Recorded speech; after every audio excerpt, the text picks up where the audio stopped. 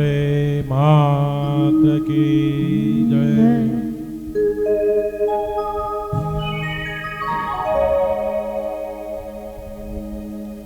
गुरुर्ब्रह्मा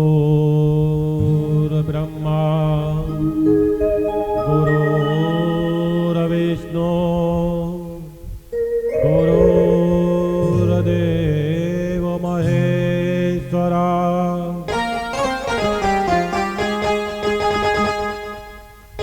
गुरुर्साक्षात् परब्रह्मा तस्मै श्री गुरवे नमः।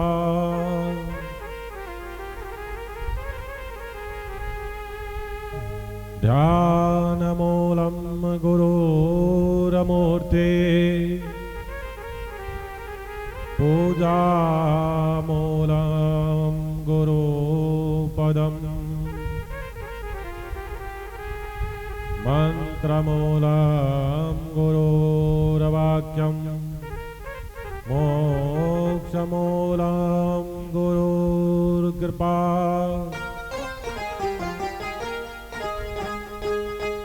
गजाननं भूतगणातिसेवितं कपितजम्बो फलचारुभक्षणम्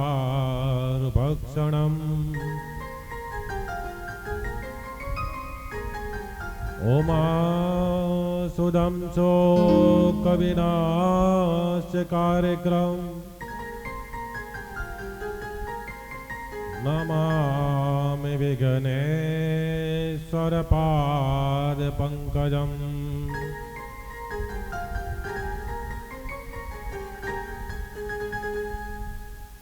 सच्चिदानन्दरूपाय विश्वोत्पत्त्यादिहेतवे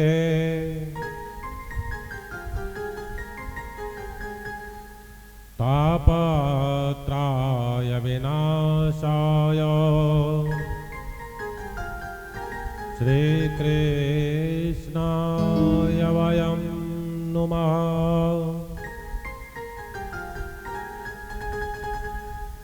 लंबोदरम परम सुंदर मेकदंतम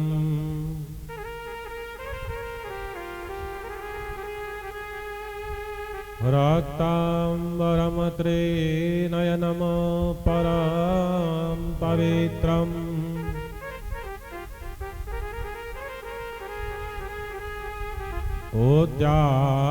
उद्यादिवाकरम करो जलकायकान्तम्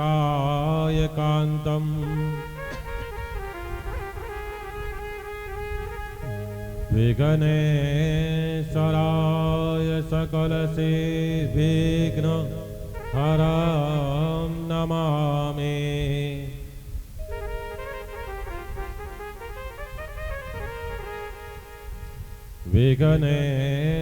विघ्नेश्वराय वरदाय सुरप्रियाय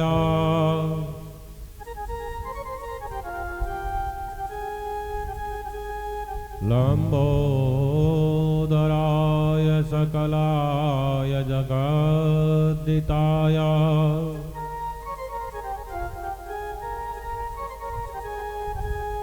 नागाननाय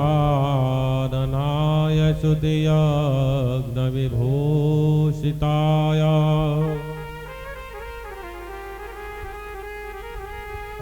गौरीसुताय गणनाथ नमो नमस्ते।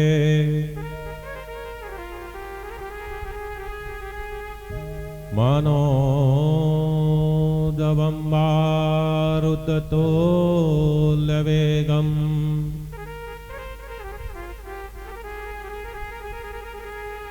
जितेन्द्रियं बुद्धिमतां वरिष्ठम् वातात्मजं वा नरयोऽद्यमुख्यम्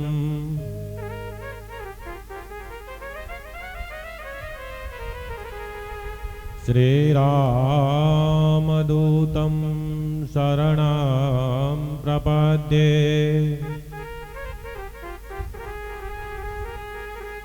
हे राम पुरुषोत्तम नरहरे नारायण केशवा।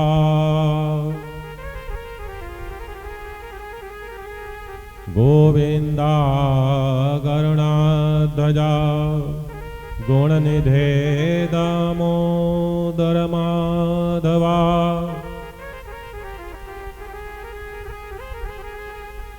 हे कृष्णा कमलापते यदुपते सीतापते श्रीपते।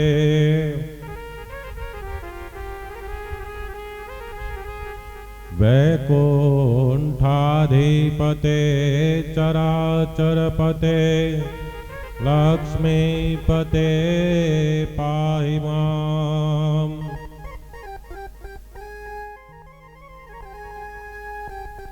नारायणं नमस्कृत्य नरचैव नरोत्तमम्।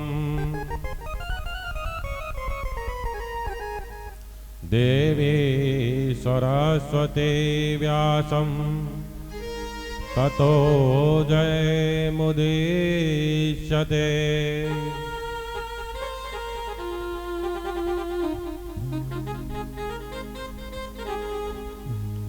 राधा भक्ति हरेर्ज्ञानं ताभ्यश्च समान्विता।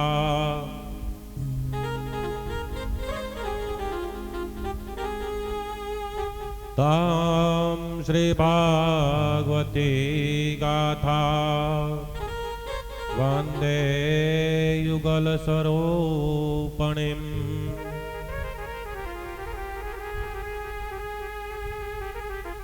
रामाय रामभद्राय रामचन्द्राय वेदसे।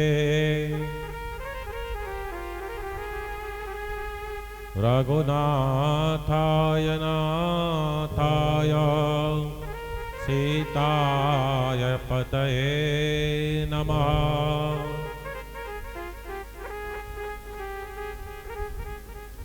राधे मेरी तुम मात हो पिता मोर घनश्याम।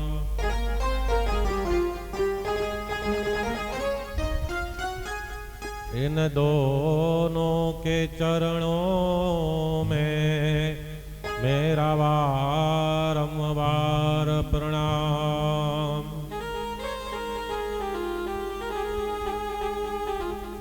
राधे मेरी स्वामिनी मैं राधे तेरो दास। जन्म जन्म मोहि दीजिए श्री सनातन में वास।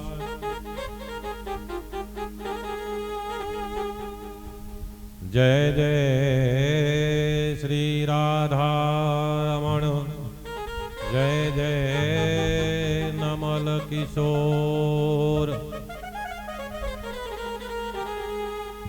जय गोपी चित चोर प्रभु जय जय माखन चोर।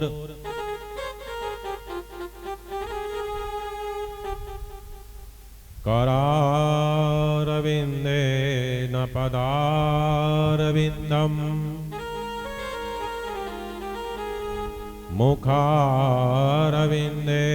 विनिवेशयन्तम्।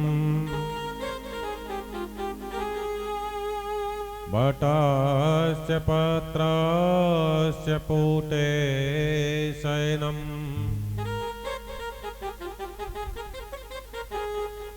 बालं मुकुन्दं मनसा स्मरामि।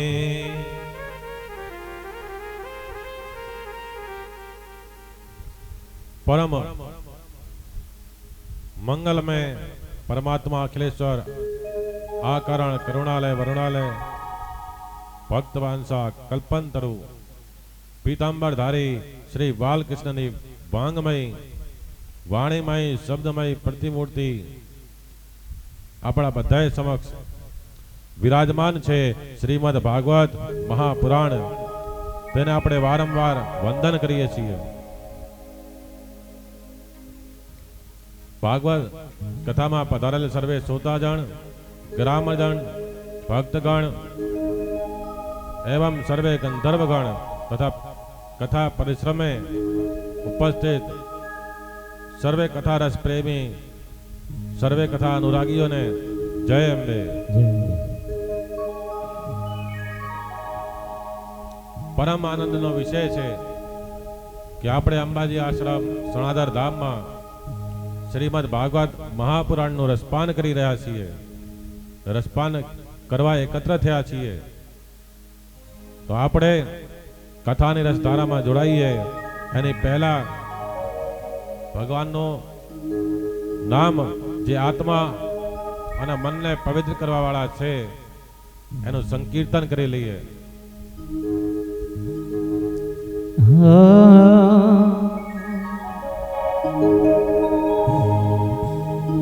रघुपति राघव राजा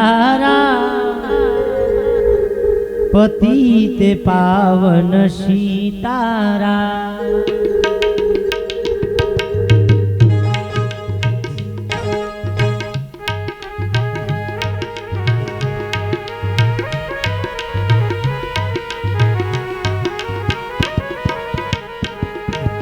ईश्वर अल्लाह तेरो नाम सबको सम्मति दे भगवान।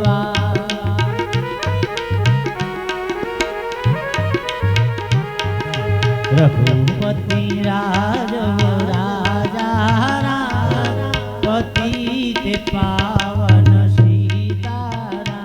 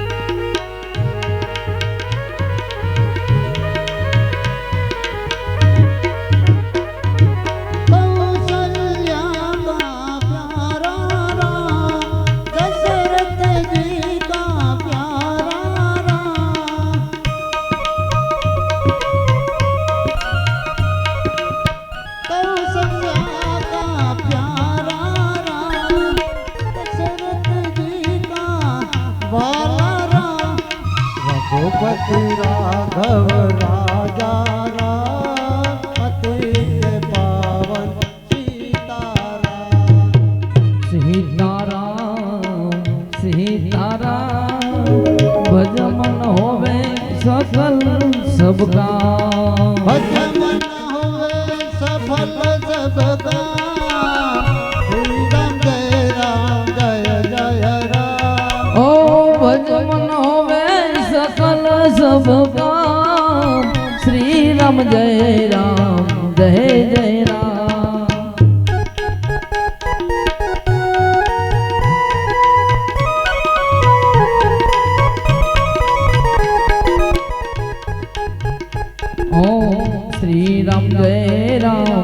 जय जय राम श्री राम जय राम जय जय राम।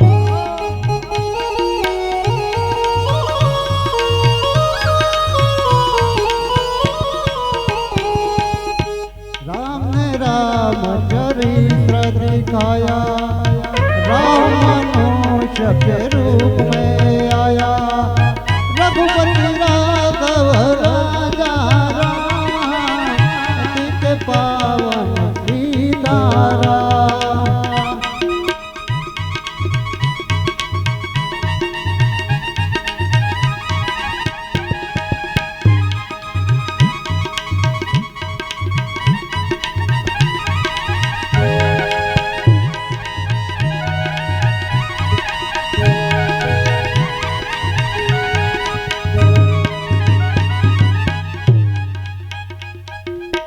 राम नाम की महिमा है भरी,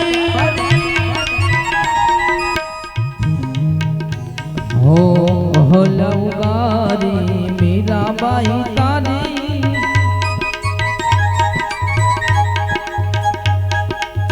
पतित पावन सीताराम श्री राम जय राम जय जय राम।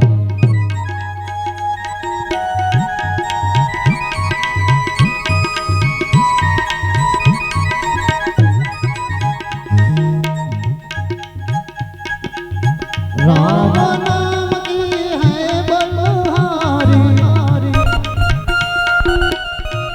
जपो नित्य नारी रे। नाम से पावो, नाम से पावो अमर धाम श्री राम जय राम जय जय राम।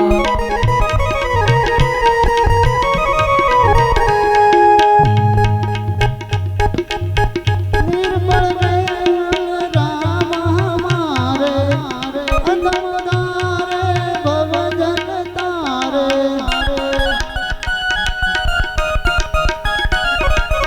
अवध बिहारी सुंदर श्याम, श्री राम जय जय राम।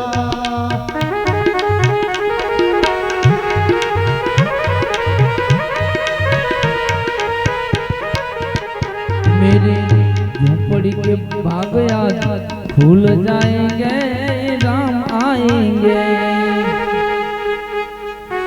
हो मेरी झोपड़ी के बाग आज खुल जाएंगे, राम आएंगे।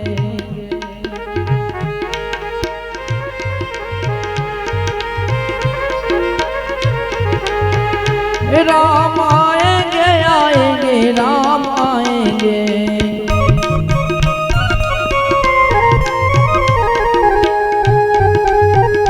राम आएंगे तो अंगना सजाऊंगे, राम आएंगे तो अंगना सजाऊंगे। दीप जला के दिवाली हम मनाएंगे। मेरी झुंपड़ी के बाग आज खुल जाएंगे, राम आएंगे।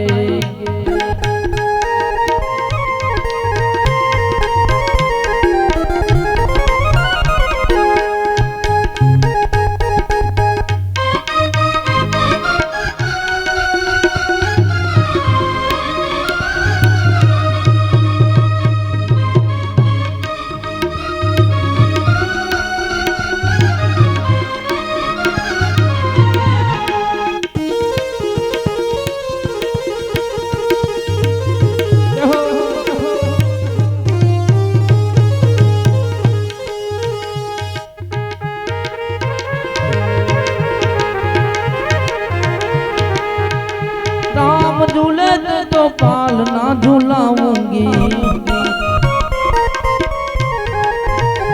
मीठे मीठे में बदनिया सुनाऊंगी।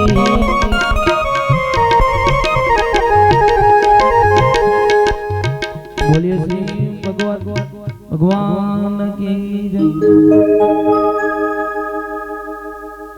श्री राधा रमण लाल की जय। श्रीमद् भागवत भगवान की जय। श्री व्यास नारायण भगवान की जय। श्री अम्बे मात्र की जय। श्री विश्वकर्मा भगवान की जय। श्री दुधेश्वर महादेव की जय। श्री द्वारकाधीश भगवान की जय। श्री अन्नपूर्णा मात की जय। श्री सद्गुरु देव की जय। परम पूज्य महामंडलेश्वर स्वामी श्री कृष्णानंद गिरि जी महाराज की जय। अपने अपने मात पिता की जय। गौ मात्र की जय। ओम नमः पार्वती पते हर हर महादेव हर।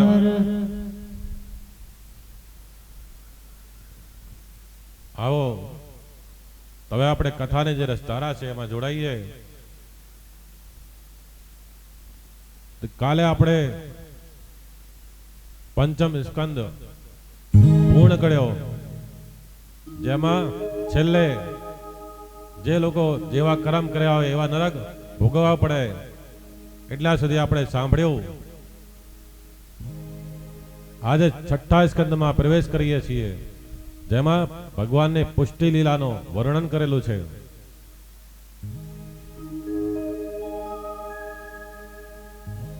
બોલો શ્રી ભાગવત ભગવાન કી જય।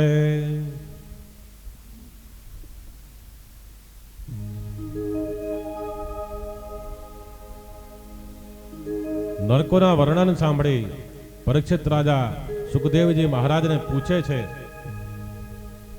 કે મહારાજ, આવા નરકોમાં જવાનો વારો ના આવે તેવા કોઈ ઉપાય બતાવો। આપે અગાઉ પ્રવૃત્તિ ધર્મ અને નિવૃત્તિ ધર્મ અંગે સમજણ આપી આપ આ નરક લોકનું વર્ણન સંભળાવી મને બીક લાગે છે। મનુષ્યને કોઈ દિવસ નરકમાં જવાનો પ્રસંગ ના આવે તેવો કોઈ સરળ અને ઉત્તમ ઉપાય બતાવો। સુખદેવજી કહે છે કે રાજન, દરેકને હાથે કંઈક ને કંઈક પાપ થાય જ છે। જે દિવસે પાપ થાય તે દિવસે રાત્રે સૂતા પહેલા પરમાત્માને વંદન કરીને પોતાના પાપ કબૂલ કરો। પાપ કરે તે સાધારણ ગુનો છે, પાપ કબૂલ ના કરે તે મોટો ગુનો છે। પાપ કબૂલ ના કરે તેને બહુ સજા થાય છે। તેથી પાપ કબૂલ કરો। શાસ્ત્રમાં એક એક પાપનું પ્રાયશ્ચિત બતાવેલું છે। જો મનુષ્ય મન અને શરીરથી કોઈ પાપ કર્યું હોય તો તેને મન, વચન અને શરીર વડે પ્રાયશ્ચિત કરવું જોઈએ। વિધિપૂર્વક પ્રાયશ્ચિત કરવામાં આવે તો પાપનો નાશ થાય છે, પણ પ્રાયશ્ચિત કર્યા પછી ફરીથી નવું પાપ ના થાય તેની કાળજી રાખવી જોઈએ। નહીંતર પ્રાયશ્ચિત કરવાનો કોઈ અર્થ રહેતો નથી। મનુષ્ય પરમાત્માનો જપ કરે, ધ્યાન કરે, સેવા કરે તો તેના પાપ બળી જાય છે।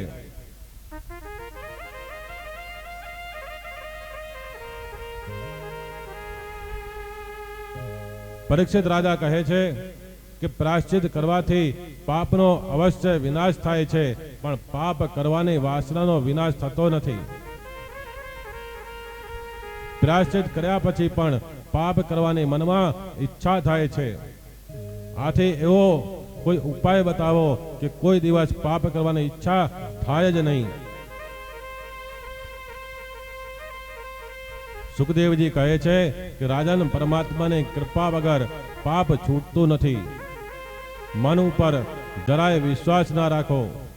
તે લુચ્ચું છે, દગાખોર છે, તેને અંકુશમાં રાખવું જરૂરી છે. જો મનને એકવાર પણ છૂટ આપશો તો તે ફરીથી પાપ કરવા તત્પર થશે. પાપનું મૂળ છે વાસના અને વાસનાનું મૂળ છે અજ્ઞાન. અજ્ઞાનનો જ્ઞાનથી નાશ થાય છે. જ્ઞાનને ટકાવવા માટે પરમાત્માના નામ સાથે પ્રેમ કરો. જે મનુષ્ય પ્રતિ શ્વાસે ભગવાન નારાયણના મંત્રનો જપ કરે તેને પાપ સ્પર્શી શકતું નથી. જે પોતાના પ્રાણ પરમાત્માને શ્રી કૃષ્ણને અર્પણ કરે તેને પાપ કરવાની ઈચ્છા જ થતી નથી. પાપી મનુષ્ય ભગવાનના નામમાં જપથી જેવો પવિત્ર થાય છે તેવો શરમ, શમ, દમ, તપ વગેરેથી થતો નથી. શ્રી કૃષ્ણને પણ પ્રાણ અર્પણ કરવા એટલે કે પ્રાણે પ્રાણે, શ્વાસે શ્વાસે ઈશ્વરના નામનો જપ કરવો.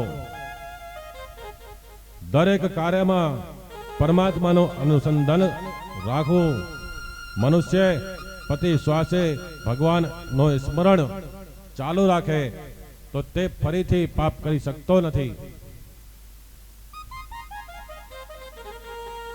પાપ સામેના આ યુદ્ધમાં ભગવાનનું શરણું લેવું એ શ્રેષ્ઠ માર્ગ છે.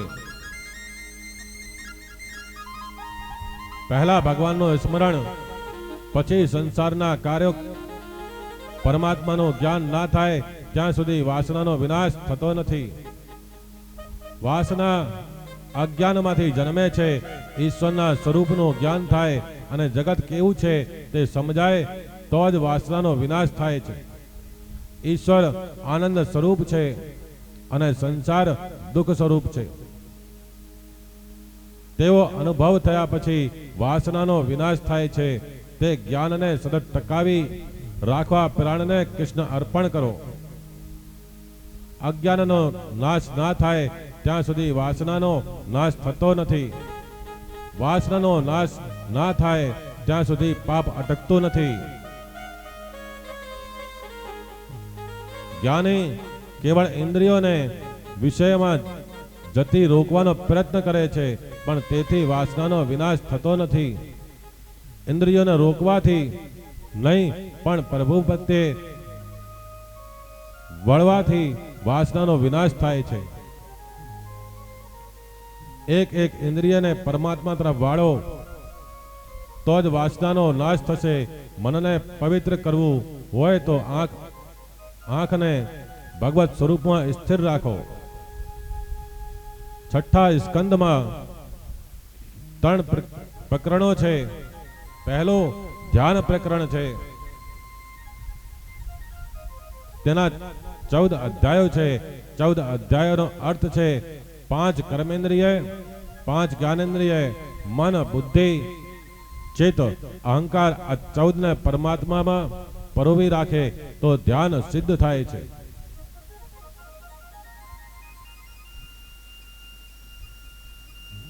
અર્ચન પ્રકરણ 2 અધ્યાયોમાં સ્થૂલ અર્ચન અને સૂક્ષ્મ અર્ચન વર્ણન કર્યું છે. નામ પ્રકરણ 2 અધ્યાયોમાં ગુણ સંકીર્તન અને નામ સંકીર્તનનું વર્ણન કર્યું છે. પરમાત્માના મંગલમય નામનો જપ કરો. જ્ઞાન માર્ગી હો તે ભક્તિ માર્ગી હો તો પણ ઈશ્વરનું ધ્યાન કર્યા વગર ચાલતું નથી.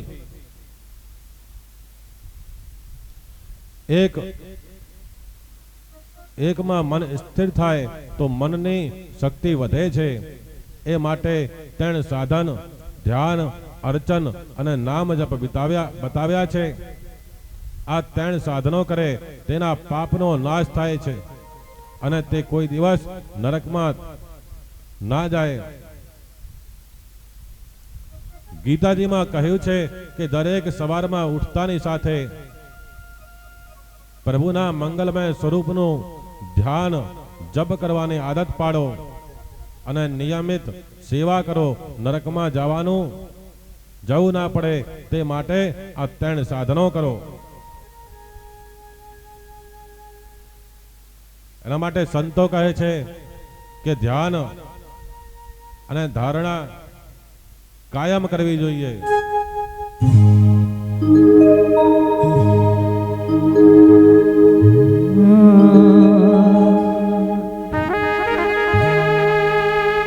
ધ્યાન નિર્ધારણા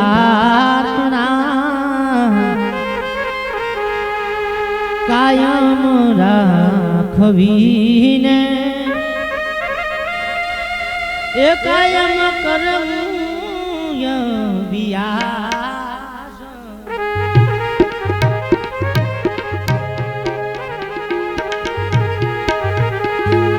ધ્યાનની ધારણા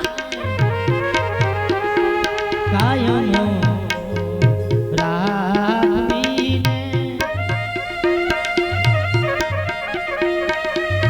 કાયમ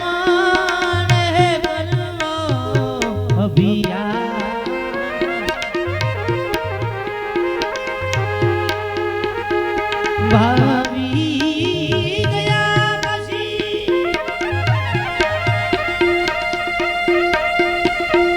રૂપદાન થાપું વિશેષ રાખો ભૂલા.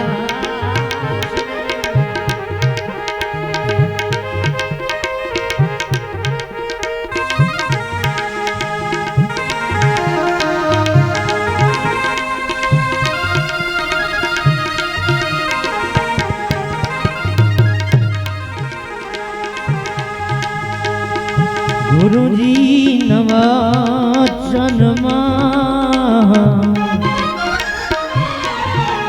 એ સાંગ પાંગ ઉતરવું ને એ કાયમ કરવું જને ભજન રે.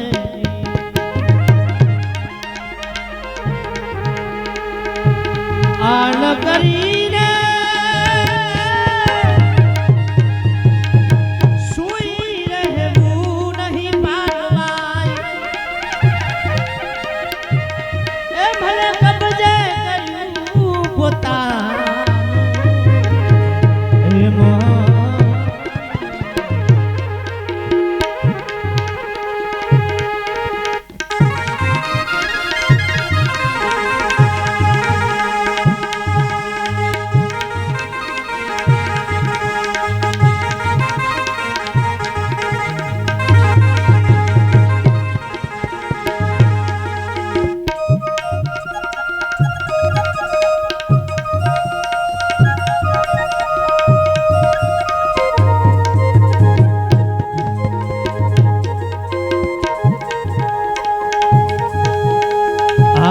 પહોર એને રહેવું આનંદ માને એ જે જીવ ધૂન વધુ જાગે એ જીવ રે હંમેશા અભ્યાસ મૂકવા નહીં.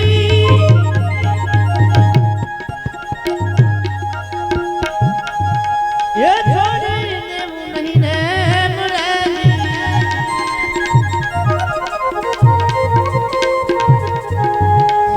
ધ્યાન નિર્ધારણા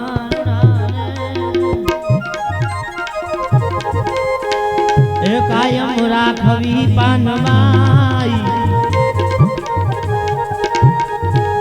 એ કાયમ કરવાને અભિયાન.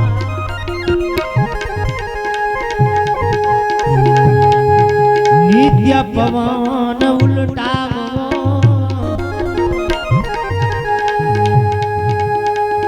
અને રહું સદા હરિના શબ્દ માને.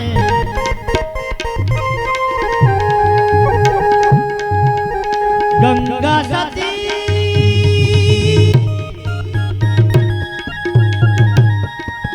હે મને બોલ્યા છે પાનમાઈ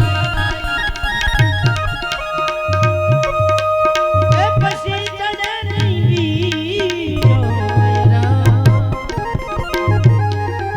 ધ્યાનની રે ધારણા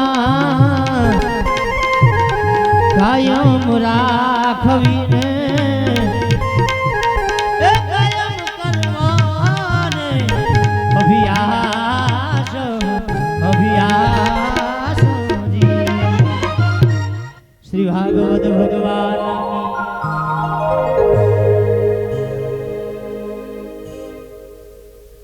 રોજ ઠાકોરજીની સેવા કરો, તેમના નામ જપ કરો અને તેમનું ધ્યાન ધરો.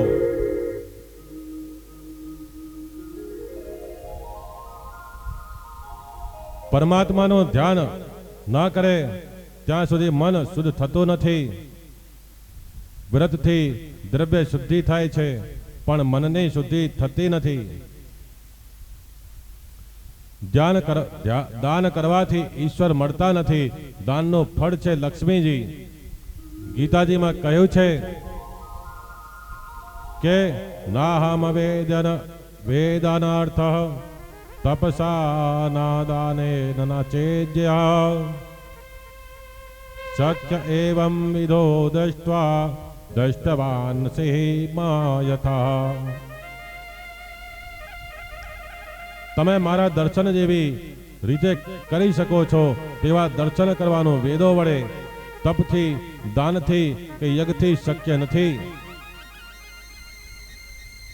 મન શુદ્ધિ માટે ધ્યાન, અર્ચન અને નામ સ્મરણ આ ત્રણ ના થઈ શકે તો તેમાંથી કોઈ એકને પકડી રાખો, પણ સાધના વિના સિદ્ધિ મળતી નથી.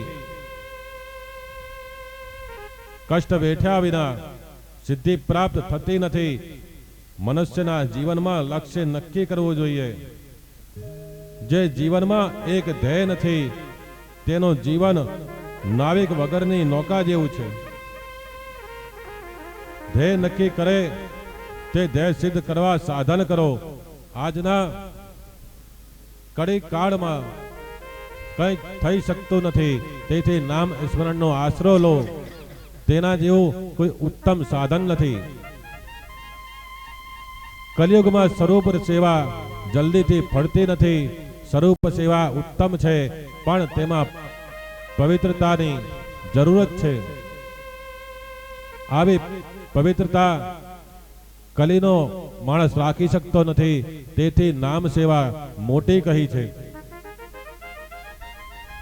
નામ સ્મરણથી પરમાત્માનો પ્રત્યક્ષ સાક્ષાત્કાર થાય છે. સીતાજી ધ્યાન સાથે નામ સ્મરણ એવી રીતે કરે કે ઝાડના પાંદડામાંથી રામ નામનો ધ્વનિ સંભળાય છે. નામમાં દૃઢ નિષ્ઠા રાખો. સતત પરમાત્માના નામનો જપ કરવાની ટેવ પાડશો તો મરણ સુધરશે. નામ નિષ્ઠા થાય તો નામે ઈશ્વરનું સ્મરણ થતા મરણ સુધરે છે. બ્રહ્મનિષ્ઠ અંતકાળ સુધી ટકવી મુશ્કેલ છે. કલિકાળમાં નામ નિષ્ઠા વગર બીજો કોઈ ઉપાય નથી. પરમાત્માએ જગતમાં પોતાનું સ્વરૂપ છુપાવ્યું છે, પણ નામ પ્રકટ રાખ્યું છે. પરમાત્માનું રૂપ દેખાતો નથી. પ્રભુનું નામ દેખાય છે. ભગવાન કરતા પણ ભગવાનના નામમાં વધારે શક્તિ છે. આ માટે આપણે રામાયણનો એક પ્રસંગ જોઈએ કે રામ નામથી પથ્થર તર્યા હતા. પથ્થર ઉપર શ્રી રામ લખીને વાનરો તેને સમુદ્રમાં નાખતા હતા. આ પથ્થરો શ્રી રામ નામના આધારે તરે છે. શ્રી રામજીને કુતૂહલ થયું કે મારા નામથી પથ્થર તરે તો હું પણ પથ્થર નાખું તો તરશે કે કેમ, તેની ખાતરી કરી. તેઓ કોઈના દેખે તેવી રીતે સમુદ્ર કિનારે આવ્યા. શ્રી હનુમાનજીને એવો નિયમ કે કોઈ પણ કામ કરે ત્યારે શ્રી રામચરણમાં નજર રાખીને કરે. તમે પણ એવી ટેવ પાડો. તમે જે દેવની પ્રેમથી પૂજા કરતા હો તે દેવને આંખમાં સ્થિર કરો.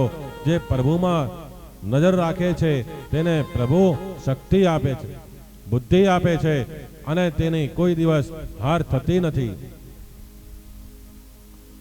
તમે કોઈ પણ કાર્ય કરો તેમાં પરમાત્માની શક્તિ મેળવીને કામ કરશો તો તે સફળ થશે, તમારી કોઈ દિવસ હાર થશે નહીં. શ્રી રામજી એકલા સમુદ્ર કિનારે ગયા ત્યારે હનુમાનજી ને થયું, મારા પ્રભુ એકલા ત્યાં શું કરતા હશે? હનુમાનજીએ જોરથી કૂદકો મારી રામજીની પાછળ આવીને ઉભા રહ્યા. શ્રી રામજીને તો એવું હતું કે અહીં જોનાર કોઈ નથી, હું તો એકલો જ છું. રામજીએ પથ્થર ઉઠાવી સમુદ્રમાં નાખ્યો, પથ્થર ડૂબી ગયો. રામજીને નવાઈ લાગી, મારા હાથે નાખેલો પથ્થર તર્યો નથી. તેમણે બીજો પથ્થર ઉઠાવી સમુદ્રમાં નાખ્યો, તે પણ ડૂબી ગયો. રામજી થોડા નારાજ થયા. તેમણે છેલ્લી વાર પ્રયત્ન કરવાનું વિચારી ત્રીજો પથ્થર ઉઠાવી સમુદ્રમાં નાખ્યો, તે પણ ડૂબી ગયો. શ્રી રામજી થોડા નારાજ થયા, મારા નામથી પથ્થરો તરે છે, જ્યારે મારા હાથે નાખેલો પથ્થર તરતો નથી, આમ કેમ? શ્રી રામ પાછા ફર્યા કે હનુમાનજી હાથ જોડીને ઊભા હતા. શ્રી રામે હનુમાનજીને પૂછ્યું કે હનુમાન, તું ક્યારે અહીં આવ્યો? ત્યારે હનુમાનજીએ કહ્યું, આપે પેલો પથ્થર નાખ્યો ત્યારથી ઊભો છું. મેં બધું જોયું. કોઈ માણસ પડી જાય અને તેને વાગે તો વાગ્યાનું બહુ દુઃખ થતું નથી, પરંતુ ત્યાં જોનાર કેટલા છે તેનું દુઃખ થાય છે. શ્રી રામને પણ હનુમાને આ બધું જોયું. તે ઠીક લાગ્યું નહીં. હનુમાનજી શ્રી રામના મુખારવિંદના દર્શન કરે છે. આજે મારા માલિક નારાજ થયા છે. માલિક નારાજ થાય તો પછી મારી સેવા શા કામની? હનુમાનજીએ કહ્યું કે મહારાજ, તમે નારાજ ના થાઓ, આ બરાબર જ થયું છે. જે રામના શરણે આવે છે, શ્રી રામ કૃપા કરી જેને અપનાવે છે, શ્રી રામ જેને પોતાનો માનીને હાથમાં રાખે છે, તે તરે છે. પરંતુ રામજી જેને તરછોડે છે, જેને ફેંકી દે છે, જેનો ત્યાગ કરે છે, તે તો ડૂબવાનો જ હતો. આપે જેનો ત્યાજ્ય એટલે કે ડૂબી ગયા. હનુમાનજીએ જ્યારે આવો અર્થ કર્યો ત્યારે શ્રી રામજી રાજી થઈ ગયા. શ્રી રામે કહ્યું, હનુમાન, તું બહુ બુદ્ધિમાન છે. હું તો માનતો હતો કે તું બહુ બળવાન માત્ર છું, પણ આજે મને ખાતરી પણ થઈ કે તું બહુ બુદ્ધિમાન પણ છે. જગતમાં બળ અને બુદ્ધિનો ઝઘડો છે. જે બહુ બળવાન છે તેની બુદ્ધિ મંદ હોય છે, ને જે અતિ બુદ્ધિમાન છે તે ઘણા ભાગે દુર્બળ હોય છે. પરંતુ હનુમાનજી જેવો કોઈ બળવાન થયો નથી, હનુમાનજી જેવો કોઈ બુદ્ધિમાન પર થયો નથી. શ્રી રામે હનુમાનજીને પદવી આપી છે, જીતેન્દ્રિયમ બુદ્ધિમતામ વરિષ્ઠમ. મારો હનુમાન બુદ્ધિમાન પુરુષોમાં અતિ શ્રેષ્ઠ છે. જ્યારે આપણે બધા બુદ્ધિમતામ કનિષ્ઠમ, આપણે બુદ્ધિનો ઉપયોગ પૈસા માટે કરીએ છીએ. પૈસા તો વૈશ્ય પણ કમાય છે. જે બુદ્ધિનો ઉપયોગ પરમાત્મા માટે કરે છે તે ખરો બુદ્ધિમાન છે. પરમ ધન પરમ મન હરન કો વૈશ્ય વડી પ્રવીણ, તુલસી સોઈ ચતુરતા રામચરણ લવલીન. હનુમાનજી કહ્યું કે પ્રભુ, આ તો તમે નારાજ થયેલા, તેથી તમને સમજાવવા માટે મેં આવો અર્થ કર્યો. પણ ખરો અર્થ એ છે કે તમારા નામમાં જે શક્તિ છે તે તમારામાં પણ નથી. નામ જપનો મહિમા અનેરો હોય છે. તેનાથી તો જન્મ કુંડળીના ગ્રહો પણ બદલાઈ જાય છે. સંકટ આવતું પણ ટળી જાય છે. જગતમાં જેટલા મહાપુરુષો થયા છે તે પરમાત્માના કોઈ પણ નામમાં તન્મય બન્યા છે ત્યારે જ મહાન થયા છે. પરમાત્માના કોઈ પણ નામમાં તન્મય ના થાય ત્યાં સુધી બ્રહ્મ સંબંધ થતો નથી. વે વિશાળ પછી જ લગ્ન થાય. વે વિશાળ ના થાય ત્યાં સુધી લગ્ન થતું નથી. વે વિશાળનો અર્થ છે શબ્દ સંબંધ. પરમાત્મા સાથે પરણવું છે, પ્રભુ સાથે શબ્દ સંબંધ, નામ સંબંધ જોડવો જ પડશે. પ્રભુના નામમાં તન્મય થવું જ પડશે. જગત ભગવાનને આધીન છે, પણ ભગવાન નામને આધીન છે. તમે જે દેવના નામનો જપ કરો છો તે દેવ તમારી સાથે જ રહે છે. જે પ્રેમથી પરમાત્માના નામનો જપ કરે છે તેને પાપ કરવાની ઈચ્છા થતી નથી. મનમાં જ્યારે પાપ આવે ત્યારે પ્રેમથી નારાયણ નારાયણ બોલો. જે આદિનારાયણ પરમાત્માનું ધ્યાન અને કીર્તન કરે છે તેનું પાપ છૂટે છે. તેનાથી વિમુખ થાય ત્યારે જ પાપ થતું હોય છે. પરમાત્માની સાથે રહેનાર કદી પાપ કરી શકતો નથી. તુલસીદાસજી કહે છે કે કામે હિ નારી પિયારી જીમી, લોભે હિ પ્રિય જીમી દામ, ધીમી રઘુનાથ નિરંતર પ્રિય લાગહુ મોઈ રામ. કે આવું થાય તો વાસના જગતથી જાગતી નથી અને પાપ કરવાની ઈચ્છા થતી નથી. દ્રષ્ટાંત વિના સિદ્ધાંત બુદ્ધિમાં ઠસતો નથી.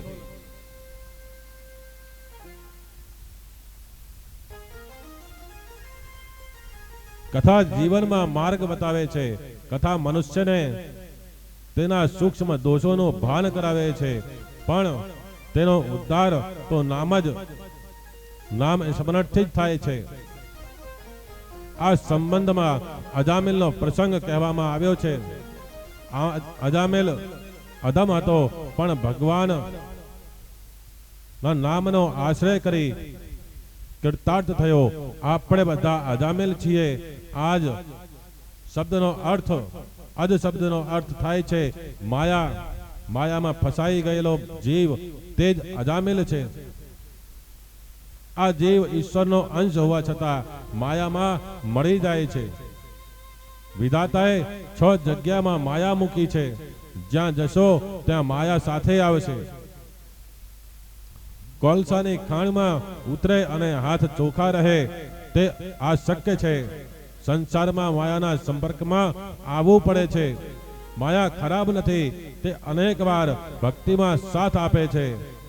પણ હું ઈશ્વરનો અંશ છું તેમ મનમાં રાખીને વિવેકથી માયાનો ઉપયોગ કરો.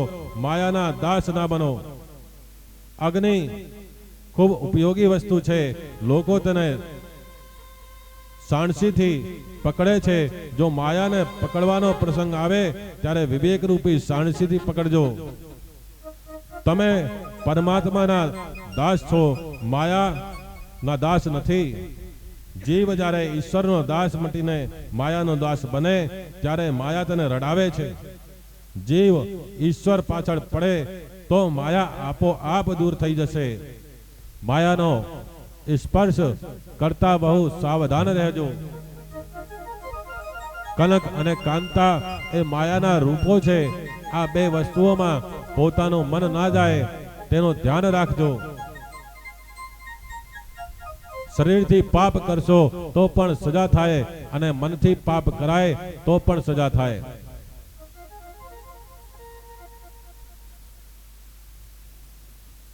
કાન્ય કુંજ દેશમાં અજામિલ નામનો બ્રાહ્મણ રહેતો હતો. તે અનેક પ્રકારના પાપો કરી પોતાનું ગુજરાન ચલાવતો હતો. તે પહેલા તો મંત્ર વેતા પવિત્ર અને સદાચારી હતો. તેણે એક દિવસ વનમાં શૂદ્ર અને વૈશ્યા સાથે કામ કીડા કરતા જોયા. વૈશ્યાને જોવાથી અજામિલનું મન બગડ્યું છે. પાપ પહેલા આંખ વાટે આવે છે. જેની આંખ બગડી તેનું મન બગડ્યું, અને જેનું મન બગડ્યું તેનું જીવન બગડ્યું. રાવણની આંખ બગડેલી તો હંમેશને માટે તેનું નામ બગડેલું રહ્યું. મનમાં જેટલા પાપ આવે છે તે આંખ વાટે આવે છે. આંખો બગડે એટલે મન બગડે છે. કામને આંખમાં આવવા દેશો નહીં તો કામ મનમાં પણ પ્રવેશ નહીં કરે. મનુષ્ય શરીરથી નહીં પણ આંખ અને મનથી વધારે પાપ કરે છે. તેથી આંખમાં રામ લખો તો કામ મનમાં આવશે નહીં. અજામેલ પેલી વેશ્યાને પોતાને ઘેર લઈ આવ્યો. તે વધારે ને વધારે પાપાચાર કરવા લાગ્યો. તે ચોરી તેમજ લૂંટપાટ પણ કરવા લાગ્યો. આમ તે પોતાનું જીવન ગુજારતો હતો. એકવાર અજામેલ શિકાર કરવા જંગલમાં ગયો ત્યારે કેટલાક સાધુઓ ફરતા ફરતા અજામેલના આંગણે આવી ચડ્યા. વેશ્યાએ જોયું કે સાધુઓ અજાણતાથી મારે ઘેર આવ્યા છે, તેમની સેવા કરીશ. વેશ્યાએ સાધુઓને ભોજન સીધું આપ્યું. વેશ્યાનું અનાજ લેવાની શાસ્ત્રમાં મનાઈ છે, પણ સાધુઓ તે બાઈને જાણતા ન હતા, એટલે તે અન્નની રસોઈ કરી ભગવાનને ભોગ ધરી ભોજન કર્યું. પાછળથી સાધુઓને ખબર પડી કે વેશ્યાનું અન્ન પેટમાં ગયું છે. સાચા સંતો જેના ઘરનું ખાય છે તેનું કલ્યાણ કરે છે. થોડી વારમાં અજામેલ ઘેર આવ્યો. વેશ્યાને કહેવાથી તેને સાધુને પ્રણામ કર્યા. સંતો વિચારવા લાગ્યા, આ જીવનું કલ્યાણ કેવી રીતે થાય? આજે એના ઘરનું ભોજન લીધું છે અને અમે કહીશું કે તું ભગવાનનું ધ્યાન કર, પૂજા કર, તો એ નહીં કરે. હવે આ જીવનું કલ્યાણ કેવી રીતે થાય? વેશ્યા સગર્ભા હતી એટલે સાધુએ વિચાર્યું કે અજામેલની આ છેલ્લી સંતતિ છે. છેલ્લી સંતતિમાં માતા પિતાને વિશેષ સ્નેહ હોય છે. આ પુત્રનું નામ નારાયણ રાખે તો અજામેલના મુખે નારાયણ નારાયણ બોલવાથી ભગવાનના નામનો જપ થશે, એનો થોડો પાપ બળશે. સંતોએ કહ્યું કે તમારે ઘેર ભોજન મળ્યું પણ દક્ષિણા મળી નહીં. અજામેલ કહે છે કે મહારાજ, કા ભોજન મળ્યું છે એટલે ઘણું છે. જો દક્ષિણા લેવા રહેશો તો જે પાસે છે એ મૂકીને જવું પડશે. જે ભેગું કરીને લાયા છો ને એ કે લઈ લઈશ. એટલે દક્ષિણાની આશા રાખશો જ નહીં. પણ મહાત્માઓ કહે છે કે અમારે તારે પૈસા રૂપિયા કે બીજી કોઈ વસ્તુ જોતી નથી. અમારે તો ખાલી એટલું જ જોવે છે કે જે તારા ઘરે પુત્ર જન્મે એનું નામ તું નારાયણ રાખજે, એ જ અમારી દક્ષિણા છે.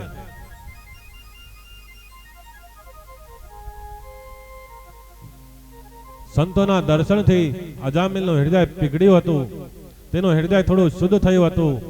તેણે કહ્યું, નારાયણ નામ રાખવામાં મને કંઈ વાંધો નથી. ભગવાન કરે ને દીકરો આવે તો તેનું નામ નારાયણ રાખીશ. સંતો ત્યાંથી ગયા છે. સંતોએ એક નહીં પર બે દક્ષિણા આલી. પહેલું કે ગર્ભમાં શું નક્કી હતું કે દીકરો છે કે દીકરી છે. સંતોએ કીધું કે તારા ત્યાં દીકરો થશે, એટલે દીકરો થયો.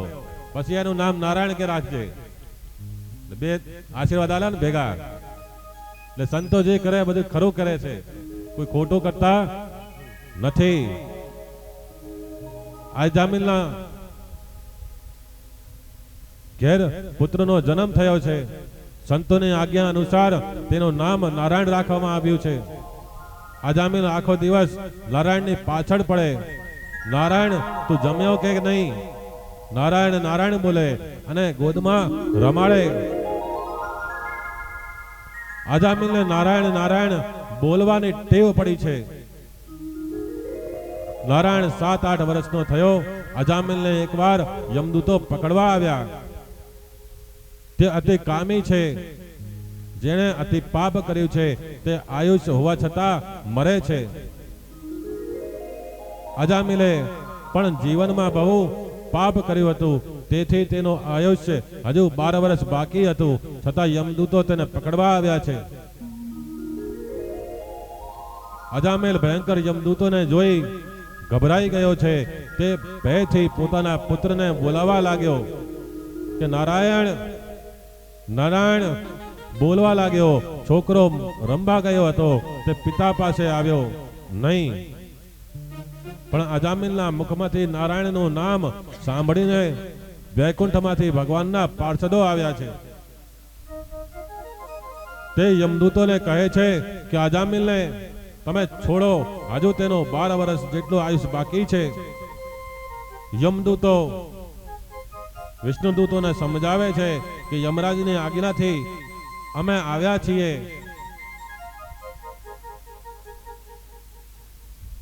આ મહાપાપી જીવ છે, આ પૃથ્વી પર જીવવાને લાયક નથી. યત્ર દંડેન શુદ્ધપતિ, અમે એને પકડીને યમપુરીમાં લઈ જઈશું, એને સજા થશે. અમારે ત્યાં જરાય પણ અન્યાય નથી. વિષ્ણુ ભગવાનના પાર્ષદોએ કહ્યું કે અજામિલ પાપી હતો તે વાત સાચી, પણ તેને ભગવાનનું નામ લઈને પાપનું પ્રાયશ્ચિત પણ કર્યું છે. તે તમે જાણતા નથી.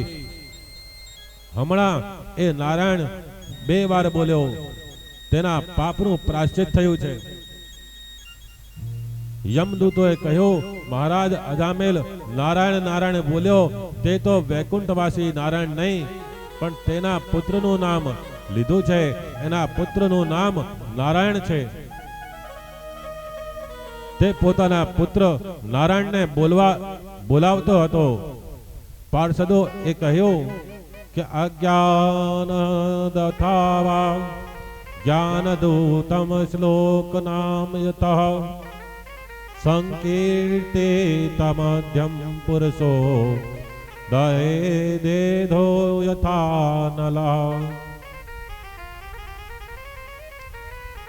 કે પુત્રના નિમિત્તથી પણ અજામિલે ભગવાનનું નામ તો લીધો છે ને. જેમ અજાણપણે અગ્નિ ઉપર પગ પડે તો પણ અગ્નિ બાળે છે, તેમ અજાણતા પણ ભગવાનનું નામ લેવાથી જીવાત્માનું કલ્યાણ થાય છે. અજાણતા પર ભગવાનનું નામ લેવાથી તેનો ફળ અવશ્ય મળે છે. ઉતાવળે કરેલા ભોજનથી ભલે સ્વાદનો અનુભવ ના થાય, પણ ભૂખ તો ભાગે જ છે. એમ અજાણતાપણે લેવાયેલા પ્રભુનું નામ પાપનો અવશ્ય નાશ કરે છે. મોટા મહાપુરુષો આ વાતથી પરિચિત છે કે સંકેતથી પરિહાસમાં તાનનો આલાપ લેવામાં અથવા કોઈની અવહેલના કરવામાં પણ જો કોઈ ભગવાનના નામનું ઉચ્ચારણ કરે છે તો તેના પાપો નષ્ટ થઈ જાય છે. જે મનુષ્ય પડતી વખતે અંગ ભંગ થાય ત્યારે, તાવ દાહ સમય ચોટ લાગે ત્યારે, લપસી પડે ત્યારે વિશ્વસતાથી હાય હાય કરવાને બદલે હરી હરી કહી ભગવાનના નામનું ઉચ્ચારણ કરે તો તે નરકની યાતનાને પાત્ર રહેતો નથી. માણસો રસ્તામાં પડી જાય કે ઠોકર વાગે તો હાય હાય કરે છે, પણ હરી હરી કરતા નથી. બહેનો પણ ઘરમાં દૂધ ઉભરાય ત્યારે હાય હાય કરતી હોય છે. તેને બદલે જો હરી હરી કરે તો દૂધ ઉભરાતા અનાયાસે યજ્ઞનું ફળ મળે છે. આમ તો કોઈ અગ્નિને આહુતિ આપતા નથી. હાયમાં થોડો ફેરફાર કરીને હરી હરી કહો, જેથી અનાયાસે પ્રભુનું સ્મરણ થાય. વાલ્મીકીજીએ રામાયણમાં લખ્યું છે કે મૃત્યા આત્મા પાછળ બહુ હાય હાય કરે તો તેનું દુઃખ મૃત્યાત્માને થાય છે. જો હરિહરિનું સ્મરણ કરે તો તેનું પુણ્ય મૃત્યાત્માને મળે છે. પાપી લોકોના માટે નારાયણનું નામ જ પાપના માર્ગનો નાશ કરે છે. વેદ શાસ્ત્રોમાં જે રાહ બતાવ્યો છે તે રાહે પાપ નાશ પામતું નથી, પરંતુ ફક્ત પ્રભુના નામ સ્મરણથી જ પાપ ધોવાઈ જતા હોય છે. ભગવાનનું નામ સ્મરણ કરવાથી માણસના જીવનમાં એકદમ પરિવર્તન આવી જતું હોય છે. ધર્મશાસ્ત્રના પ્રત્યેક ગ્રંથમાં મનુષ્યના દરેક પ્રકારના જાણતા અજાણતા થયેલા પાપો માટે પ્રાયશ્ચિત કરવાનો સરળ માર્ગ બતાવેલો છે.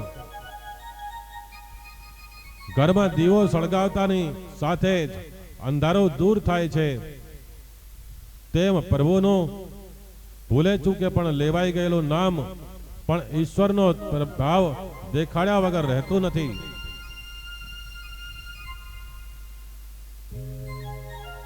વિષ્ણુદૂતોએ કહ્યું કે આજામિલનું 12 વર્ષનું આયુષ્ય બાકી છે, તેને 12 વર્ષનું આયુષ્ય ભોગવવા દો. વિષ્ણુદૂતોએ આજામિલને યમદૂતોના પાશમાંથી છોડાવ્યા, તેનો ઉદ્ધાર થયો. સદકર્મથી અપમૃત્યુ આયુષ્ય બાકી હોવા છતાં પાપ કર્મોના ફળ રૂપે આવેલું મૃત્યુ ટળે છે. અજામિલનું અપમૃત્યુ હતું છતાં તે ટળ્યું છે. કેનાથી? સંતોના બતાવેલ રસ્તાથી, જે સંતોએ નામ લેવાનું કીધું હતું એનાથી. તો સંતો કહે છે કે કેનું ધ્યાન ધરવું? કે નારાયણનું. કોનું ધ્યાન ધરવું? કોનું ધરવું ધ્યાન, કોનું ધરવું ધ્યાન.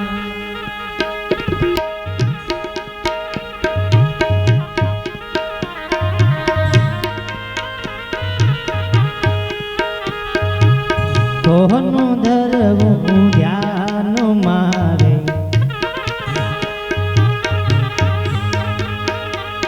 કોનું ધરવું ધ્યાન.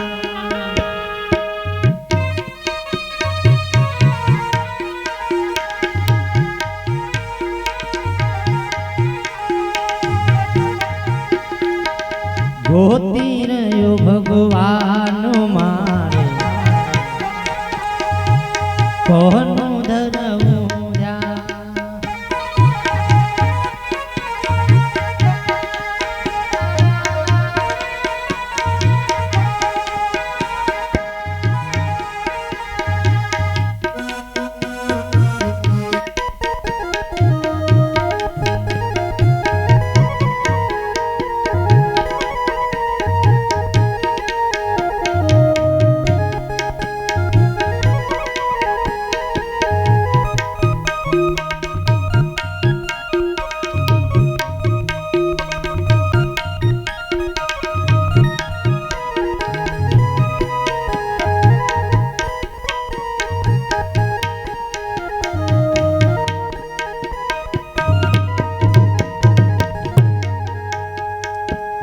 પથ્થરના મંદિર બનાવ્યા, પથ્થરના ભગવાન.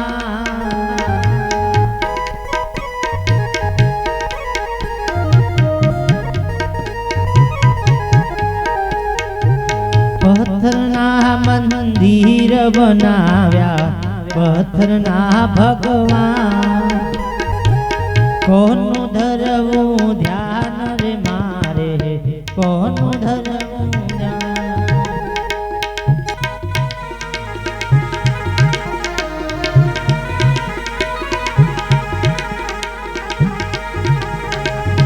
ઘણા પૂજારી પથ્થર જેવા કેદ કર્યા ભગવાન.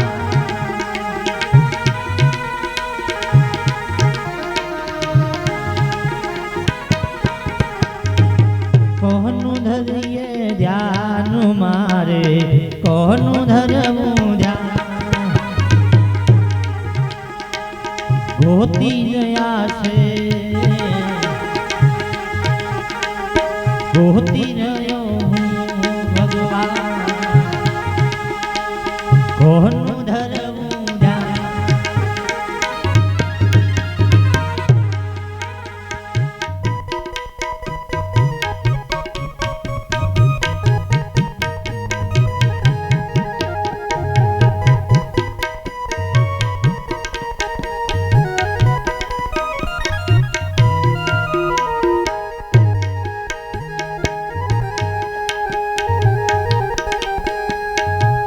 કોઈ કહે તને રામ ને સીતા, કોઈ કહે ઘનશ્યામ.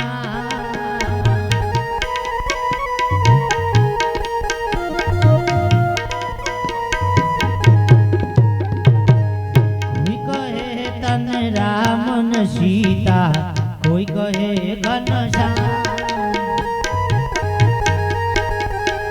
કોનું ધરવું ધ્યાન રે મારે, કોનું ધરવું ધ્યાન.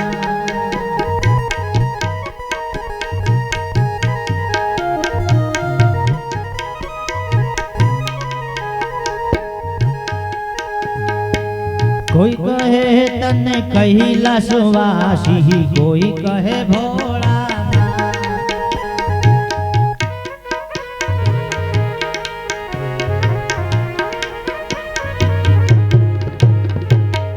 કોઈ કહે કૈલાસ વાસી, કોઈ કહે ભોળાનાથ.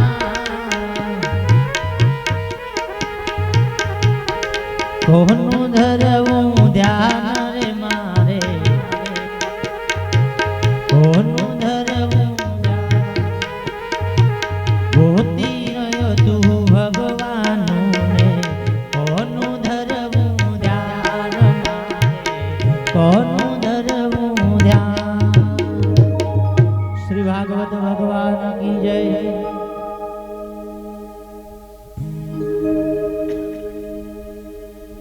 અજામેલ આ બધુંય પથારીમાં પડ્યો પડ્યો સાંભળતો હતો.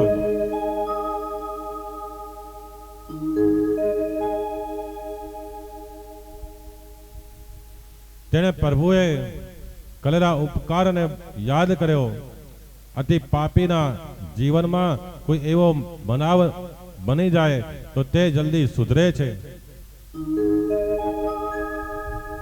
અતિ પાપી જો પ્રાશ્ચિત કરે તો તેના જીવનમાં એકદમ પલટો આવી જાય છે. તે સુધરી જઈને આજ જીવનમાં મુક્તિ મેળવે છે. માટે પાપી લોકોનો તિરસ્કાર ના કરતા પાપનો તિરસ્કાર કરો. અજામિલને પણ પોતે કરેલા પાપ માટે અતિશય પસ્તાવો થયો. પરિણામે તેના સર્વ પાપો બળી ગયા. તેણે દુરાચારથી ભરેલા પોતાનું જીવન સન્માર્ગમાં મેં વાળ્યું છે. તેને વિચાર્યું છે સાધુ સંતોના માત્ર ક્ષણિક સત્સંગથી જ મને આટલો બધો જીવન લાભ થયો, તો પ્રભુમય જીવન જીવનારના કામો નરસિંહ મહેતાની માફક પ્રભુ કેમ ના કરી જાય. અજામિલને દિલથી પસ્તાવો થયો છે. તે ઘર છોડીને ગંગા કિનારે ગયો. જીર્ણ મંદિરમાં રહેવા લાગ્યો. આખો દિવસ ઓમ નમો નારાયણ મહામંત્રનો જપ કરે છે. હવે તે બોલતો નથી, આંખ ઊંચી કરીને કોઈના સામો જોતો નથી. બહુ ભૂખ લાગે તો મધુકરી માંગવા જાય છે. મધુકરીમાં જે કંઈ મળે તે ગંગાજીમાં બોળે, જળદેવને સ્વાદ આપે, અન્ન શુદ્ધ કરે. એકવાર ખાય. ભોજન બહુ સરસ હોય તો ભૂખ કરતા વધારે ખવડાય છે. ભોજન નીરસ હોય તો પેટમાં જેટલી ભૂખ હશે તેટલું જ ખવાશે. અજામિલ નીરસ ભોજન કરતો. જેનું ભોજન નીરસ છે તેનું ભજન સરસ છે, અને જેનું ભોજન સરસ છે તેનું ભજન નીરસ છે. સ્વાદ અને વાદ બે છોડો તે ભક્તિ કરી શકે છે. લૌકિક સ્વાદમાં જેનું મન ફસાયું છે તે ભક્તિ કરી શકે નહીં. સ્વાદ છોડો, વાદ છોડો, તો જ ભક્તિ વધશે. આપણા શરીરમાં પણ શાસ્ત્રોમાં પણ લખ્યું છે કે ભૂખ અને તરસ એ રોગ છે. અન્ન અને જળ એ દવા છે. દવા કડવી હોય તો માણસ થોડીક જ એટલે કે વિવેકથી જ દવા લે છે. તેવી રીતે ભોજન પણ વિવેકથી કરો. ભૂખ રોગને મારવા ભોજન રૂપી ઔષધ લો. ભોજન અંદર નજર રાખીને જ કરો. જીવ જે માંગે તે જીવને આપશો નહીં. પેટ માંગે તે પેટને આપો. ભોજન અને ભજન અંદર નજર રાખીને કરો. પ્રભુના નામનો જપ કરો ત્યારે અંદર નારાયણના દર્શન કરતા કરતા જપ કરશો. કેટલાક લોકો તો ઉઠતાની સાથે જ ખાવાનો વિચાર કરે, આજે દાળ કરું કે કઢી, શું બનાવું. શાકભાજી ખરીદવા જાય ત્યારે આખું બજાર ફરી વળે, અડધો કલાક બગાડે. ભોજનમાં સ્વાદ ના રાખો. સાદું ભોજન કરવાથી જીવ સુધરે છે. જીવ સુધરે તો જ ભક્તિ થશે. ભક્તિમાં પણ જીભ મુખ્ય છે. બહુ બોલે તેની જીભ બગડે છે, જે ઓછો બોલે તેની જીભ સુધરે છે. બહુ બોલવાથી શક્તિનો નાશ થાય છે, મૌન રાખવાથી જીભ સુધરે છે. પ્રભુના નામનો જપ કરવાથી જીભ સુધરે છે. જેની જીભ સુધરી તેનું જીવન સુધર્યું. આંખ સુધરે તો મન સુધરે, જીભ સુધરે તો જ જીવન સુધરે. પ્રભુના નામનો જપ જીભથી કરો.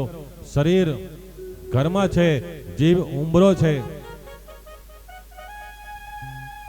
અને પ્રભુનું નામ એ દીવો છે. ઘરમાં એક જ દીવો હોય તો લોકો તે દીવાને ઉંબરામાં રાખે છે. ઉંબરામાં દીવો રાખવાથી અજવાળું અંદર અને બહાર થાય છે.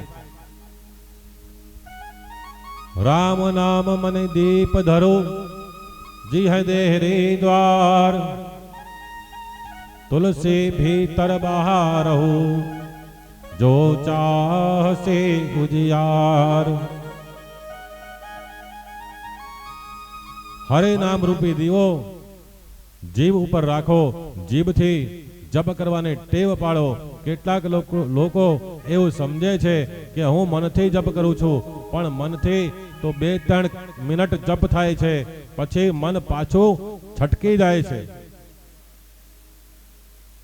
જેણે ઘણા વર્ષો સુધી જીભથી જપ કર્યા હશે તે જ મનથી જપ કરી શકશે. જેનું મન મેલું છે, જે મનથી પાપ કરે છે, તે મનથી જ જપ કરી શકશે નહીં. અજામિલની બુદ્ધિ હવે ત્રિગુણ પ્રકૃતિથી પર થઈ ભગવાનના સ્વરૂપમાં સ્થિર થઈ છે. તેને લેવા પાર્ષદો વિમાન લઈને આવ્યા છે.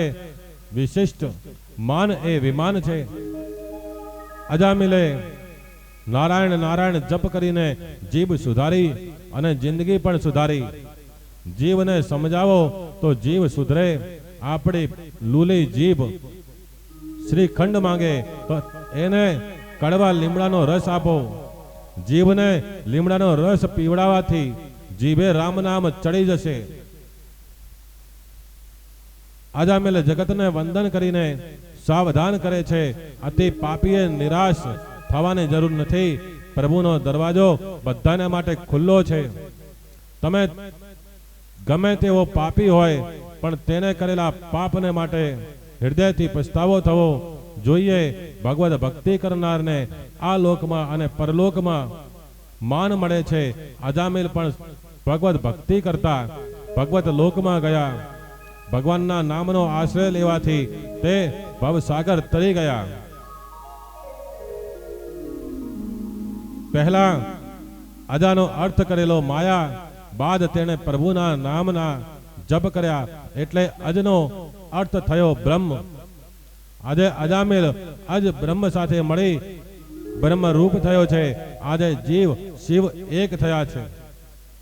અજામિલ શબ્દના 2 અર્થો થાય છે.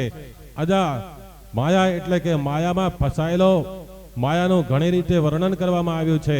શ્રી શંકરાચાર્યના મતે માયા એ છે કે કંચન અને કામનીમાં જે લુબ્ધ બની તેમાં ફસાયેલો રહે તેને માયામાં ફસાયેલો ગણવો.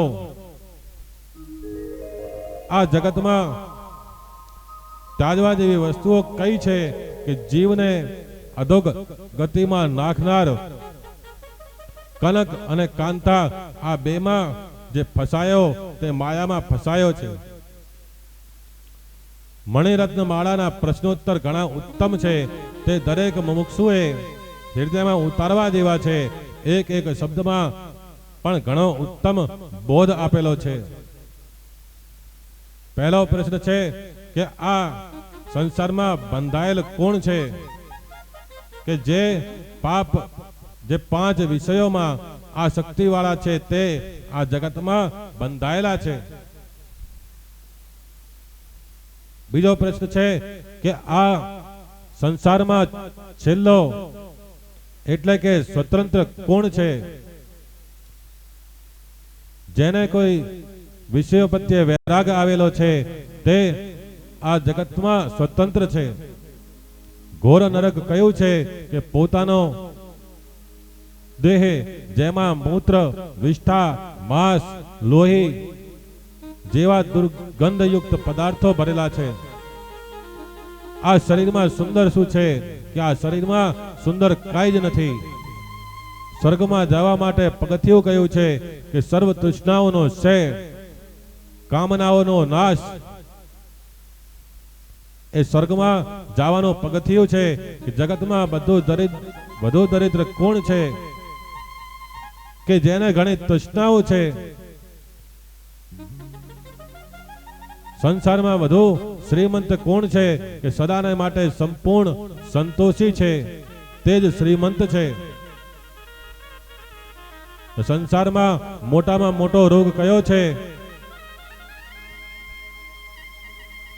જન્મ ધારણ કરવો તે મોટામાં મોટો રોગ છે. આ રોગને દૂર કરવાનું ઔષધ કયું છે કે પરમાત્મા સ્વરૂપનો વારંવાર વિચાર કરવો. તે અજામેલ શબ્દનો બીજો અર્થ આજ એટલે ઈશ્વર કરવામાં આવે છે. ઈશ્વરમાં સર્વ રીતે મળી ગયેલો બ્રહ્મમાં લીન થયેલો જીવ તે અજામેલ છે. સાધુ થવું કઠણ છે, પરંતુ સાધુ જીવન હશે તો એક દિવસ સાધુ થશો. સાધુ થવાની જરૂર નથી, પણ સરળ બનો. લૌકિક સુખના પ્રયત્નો સફળ થાય તો માનજો કે ઈશ્વરની કૃપા નથી. લૌકિક સુખની ઈચ્છાઓ અથવા પ્રયત્નો પૂરા ના થાય તો માનજો કે ઈશ્વરની કૃપા છે. કારણ લૌકિક સુખમાં ફસાયેલો ઈશ્વરનું ભજન કરી શકતો નથી. શ્રી કૃષ્ણ ગોવિંદ હરે મુરારે, હે નાથ નારાયણ વાસુદેવા. આ મહામંત્રનો જપ અર્થના અનુસંધાન સાથે કરવો જોઈએ. કૃષ્ણ સર્વનું આકર્ષણ કરનાર મારા મનનું આપના તરફ આકર્ષણ કરો. ગોવિંદ એટલે ઇન્દ્રિયોનું રક્ષણ કરનાર ભગવાન મારી ઇન્દ્રિયોને તમારામાં લીન કરો. હરે દુઃખોનું હરણ કરનાર મારા દુઃખોનું હરણ કરો. જેનું મન ભગવાનમાં લીન થાય તેના દુઃખોનું હરણ થાય છે. મુરારે મુર રાક્ષસને મારવા વાળા મારા મનમાં ભરાયેલા કામ ક્રોધ આદિ રાક્ષસોને મારો. હે નાથ, તમે નાથ અને હું સેવક. નારાયણ હું નર અને તમે નારાયણ. વાસુદેવ અસુ એટલે પ્રાણ. મારા પ્રાણનું રક્ષણ કરનારા ભગવાન મારું મન તમારા ચરણે અર્પણ કરું છું. પ્રાચીન વહી રાજાને ત્યાં પ્રચેતા નામના 10 પુત્રોએ જન્મ લીધો. તેને ત્યાં દક્ષ નામનો પુત્ર થયો. દક્ષ પ્રજાપતિ હંસ ગ્રહે સ્ત્રોત્રથી આદિ નારાયણ ભગવાનની આરાધના કરે છે. દક્ષને ત્યાં હયસ્વ, સાબલાક્ષ આદિ 10,000 પુત્રો થયા. તેમને દક્ષે પ્રજા ઉત્પન્ન કરવાની આજ્ઞા કરી, પરંતુ નારદજીએ તે બધાને સંન્યાસ આપ્યો. તેથી દક્ષ પ્રજાપતિને બહુ દુઃખ થયું. તેમને ક્રોધમાં આવી નારદજીને શ્રાપ આપ્યો કે તમે એક ઠેકાણે રહી શકશો નહીં. અનેક ઠેકાણે તમારે ભટકવું પડશે. નારદજીએ શ્રાપને સ્વીકારી લીધો અને તેમણે શ્રાપને બદલે વરદાન આપ્યું કે હવે તમારે ઘેર 60 કન્યાઓ થશે, જેથી સંન્યાસનો પ્રશ્ન જ નહીં રહે. નારદજીએ દક્ષને આશીર્વાદ આપ્યા. શ્રાપનો બદલો આશીર્વાદથી આપે તે સંત. સહનશીલતા રાખવી એ સાધુતા છે. સહન કરવું એ સંતનો ધર્મ છે. જે જળ ચેતન સર્વમાં ઈશ્વર ભાવ રાખે, એમનામાં રાગદેશ નહીં જાગે.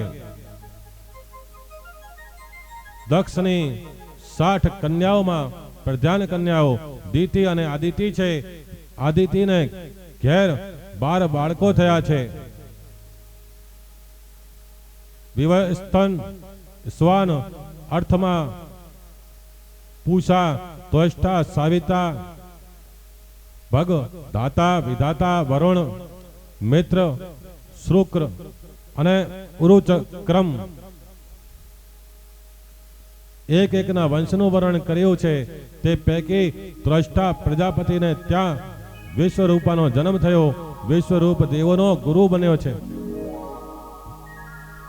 એક દિવસ ઇન્દ્રરાજ સિંહાસન પર વિરાજમાન હતા. ત્યાં ગુરુ બૃહસ્પતિની ઇન્દ્ર સભામાં પધરામણી થઈ. દેવોના તથા પોતાના ગુરુ બૃહસ્પતિ સભામાં પધાર્યા છતાં ઇન્દ્રે ઉભા થઈ તેમનું સ્વાગત કર્યું નહીં. બૃહસ્પતિને માનની ઈચ્છા ન હતી, પણ પોતાનું ઇન્દ્ર સભામાં આવું અપમાન થતા તેમણે દેવોનો ત્યાગ કર્યો. તેમણે ઇન્દ્રને શ્રાપ આપ્યો કે તું દરિદ્ર થઈશ. સંપત્તિમાં શાન બાન ભૂલે છે તે દરિદ્ર ના થાય ત્યાં સુધી તેનું શાન બાન ઠેકાણે આવતું નથી. હા, આ હકીકત જાણી દૈત્યોએ દેવો સાથે યુદ્ધ આરંભ્યું. સ્વર્ગનું રાજ્ય દૈત્યોને મળ્યું. આથી દેવો બ્રહ્માજી પાસે જઈને કહેવા લાગ્યા, અમારું રાજ્ય રાક્ષસોએ બળજબરીથી પડાવી લીધું છે, તો અમારે શું કરવું? બ્રહ્માજીએ દેવોને ઠપકો આપતા કહ્યું કે બ્રાહ્મણનું અપમાન કરવાથી તમે દરિદ્ર થયા છો, માટે તમે સમજીને બ્રાહ્મણની સેવા કરો. કોઈ પણ બ્રહ્મનિષ્ઠ બ્રાહ્મણને ગુરુ બનાવી માની બૃહસ્પતિની ગાદી ઉપર બેસાડો. દેવોએ પૂછ્યું, એવા બ્રહ્મનિષ્ઠ બ્રાહ્મણ કોણ છે? બ્રહ્માજી કહે છે કે ત્વષ્ટા પ્રજાપતિનો પુત્ર વિશ્વરૂપ બ્રહ્મનિષ્ઠ છે. વિશ્વ એટલે જગત, વિશ્વ એટલે વિષ્ણુ ભગવાન. વિશ્વના પ્રત્યેક પદાર્થમાં વિષ્ણુને જુએ છે તે વિશ્વરૂપ કહેવાય છે. વિશ્વરૂપ સર્વમાં જળ ચેતનમાં ઈશ્વરની ઝાંખી કરતો હતો. વેરીને શત્રુ ભાવથી નહીં પણ ઈશ્વર ભાવથી જુઓ.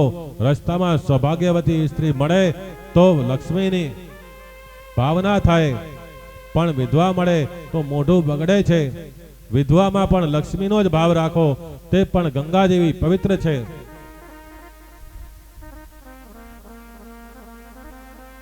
વિશ્વરૂપ કેવળ બ્રહ્મજ્ઞાની નહીં પરંતુ બ્રહ્મનિષ્ઠ પણ છે. બ્રહ્મ દ્રષ્ટિ રાખનારો બ્રહ્મ ઉપદેશ કરી શકે છે. બ્રહ્માના કહેવાથી દેવો વિશ્વરૂપ પાસે ગયા. વિશ્વરૂપે દેવોને નારાયણ કવચની વિદ્યા આપી. નારાયણ કવચના પ્રતાપે દેવોએ રાક્ષસોનો વિનાશ કર્યો અને સ્વર્ગનું રાજ્ય પાછું મેળવ્યું. પરીક્ષિત રાજાએ પ્રશ્ન કર્યો કે મહારાજ, આ નારાયણ કવચ શું છે? તે સાંભળવાની મારે તીવ્ર ઈચ્છા છે.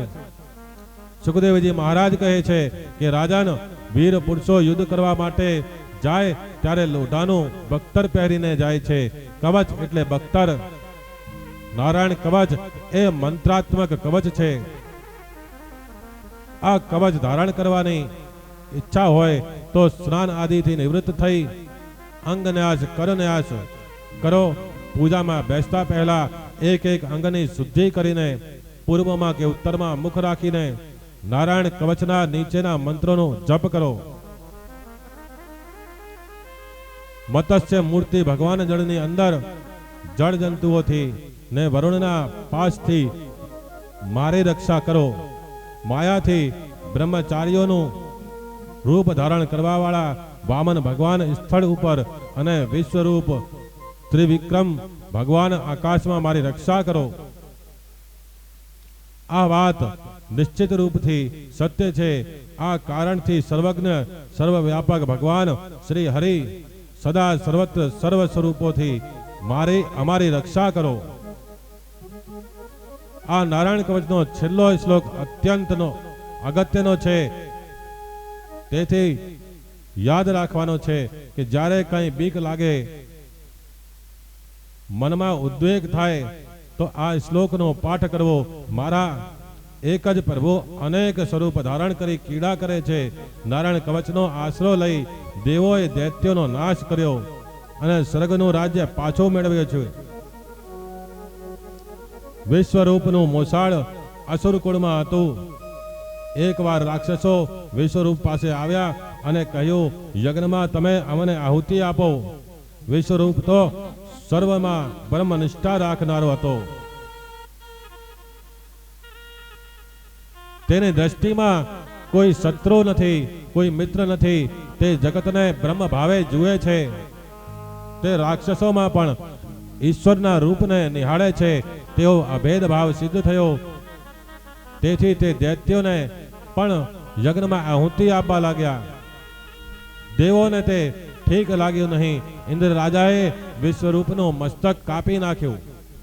તેથી ત્રષ્ટા પ્રજાપતિને બહુ દુઃખ થયું. મારો દીકરો બહુ ભોળો હતો, અતિ સરળ હતો. આ દેવોનું કામ પતી ગયા પછી દેવોએ તેમને મારી નાખ્યો. તેમણે નક્કી કર્યું કે હવે હું એવો યજ્ઞ કરીશ કે જે યજ્ઞથી ઇન્દ્રને મારનારો પુત્ર થાય. ઇન્દ્રને મારનારો પુત્ર થાય એવી ઈચ્છાથી ત્વષ્ટા પ્રજાપતિએ યજ્ઞનો આરંભ કર્યો છે. સકામ કર્મમાં થોડી ભૂલથી વિપરીત ફળ મળે છે. કર્મ પરમાત્માને પ્રસન્ન કરવાની ઈચ્છાથી કરો. મારા માટે જગત સારું બોલશે તેવી આશા રાખશો નહીં. જગતે રામજીની પણ નિંદા કરી છે. લોક કલ્યાણ ખાતર રામે માનવ શરીર ધારણ કર્યું. અનેક પ્રકારના દુઃખો સહન કર્યા. તેમ છતાં લોકોએ કદર ના કરી. માટે મારા ભગવાનને ગમે તે મારે કરવું છે એમ નક્કી કરો. નિષ્કામ કર્મમાં ભૂલ ચાલી જાય, સકામ કર્મમાં ભૂલ અર્થનો અનર્થ કરે છે. મંત્ર બોલવામાં શુદ્ધિ જોઈએ, નહીં તો અર્થનો અનર્થ થઈ જાય છે. દ્રષ્ટાએ ધાર્યું કંઈ ને થયું કંઈ. યજ્ઞના મંત્રમાં ભૂલ થવાથી ઇન્દ્રને મારનારને બદલે ઇન્દ્રના હાથે મરનાર પુત્ર ઉત્પન્ન થયો. ઇન્દ્ર તરફ દેશ હોવાથી હર્ષ ઈને દીર્ઘ કર્યો અને શત્રુનો હાસ્ય ઓ દીર્ઘ